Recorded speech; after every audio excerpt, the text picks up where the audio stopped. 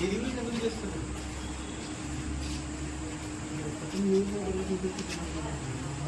సంబంధం లేదు కదా. ఇప్పుడు నాకు నా సొంత వైఫ్కి కూడా నేను సిహెచ్ పాలనలో చెప్పిస్తాను, ఎంసీహెచ్ వెళ్ళను అంతే కదా. వాళ్ళు ఎంసీహెచ్ వెళ్ళని చెప్తే అయితే నాకు సిహెచ్ పాలన 15 minutes, నేను అర్ధగంట 45 minutes వాళ్ళకి ఎప్పుడైనా అదే ఆలోచిస్తారు కదా. మీరు సర్వీస్ ఇవ్వడానికి రెడీ లేరు కాబట్టి ఎవరు రాని కూడా. స్టాఫ్ నర్సులు, డాక్టర్స్ ఎందుకు ఇదంతా మీ అందరికీ ట్రాన్స్ఫర్ చేసి మనుగురు, కరగూడెం, చెర్లలో వేస్తాను. స్టార్టింగ్ విత్ సూపరింటెండెంట్ గారు, lead from example.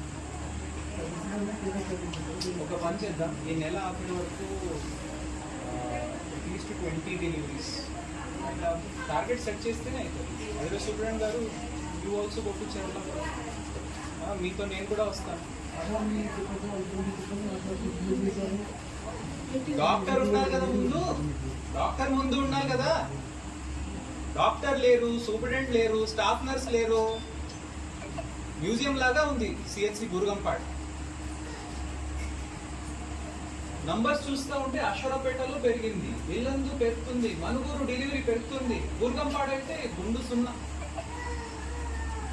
Complete I'm telling this is last warning. ఇది మీరు సరిగా చేయకపోతే ఇక్కడ ఉన్న స్టాఫ్ అందరికీ నేను దూరంగా వేస్తాను, వేరే నుంచి నేను ఒక టీం అసెంబుల్ చేస్తాను. Last warning. ఏం లేదండి సూపరింటెండెంట్ గారు, వెరీ సారీ టు సే, నేను ముందు నుంచి ఛాన్స్ ఇస్తూ వస్తున్నాను. అదే డెంటల్ డాక్టర్స్ ఉన్నారు, మీరేం చేశారు? మీరేమున్నారు? మీరు కూడా డెంటలేనా? పీడియాట్రిషియన్. ఎంబీబీఎస్ ఎవరు? ఇది గైనకాలజిస్ట్ ఎవరు?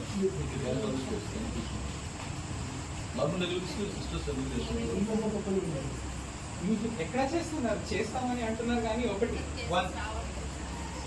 అమ్మ కేసెస్ రావట్లేదంటే అది గ్రామాల్లో పోవాల్సిన అవసరం ఉంది. ఇది ఏమవుతుందంటే ఇప్పుడు నా దగ్గర ఎవరో ఆఫీస్కి రాలేదనుకోండి, నేను ఇంట్లో వెళ్ళి పడుకోవాలా? ఇప్పుడు కలెక్టర్ దగ్గర వస్తలేరు ప్రాబ్లం చెప్పడానికి, నేను ఇంట్లో వెళ్ళి పడుకుంటాను. నేను జనాల్లోకి వెళ్ళి చూస్తాను కదా, మీకేం ఇబ్బంది ఉంది, నేను ఉన్నాను కదా ప్రాబ్లమ్ సాల్వ్ చేయడానికి. ఉపాధి హామీలో జనాలకి పలుగుపార కావాలని ఎట్లా తెలిసింది? వాళ్ళు వెళ్ళి పనిచేస్తేనే తెలిసింది, అప్పుడు ఆర్డర్ చేసి తెప్పించాము. మీ అందరికి జీతం వస్తుంది బేఫికర్ కాబట్టి మీరు మా ఆరామంగా ఉన్నారు.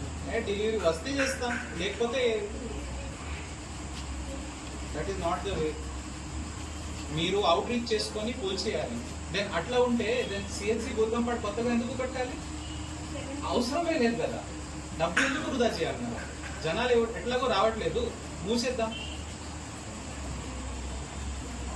ఐ డోంట్ నో, అది నాట్ సాటిస్ఫాక్టరీ.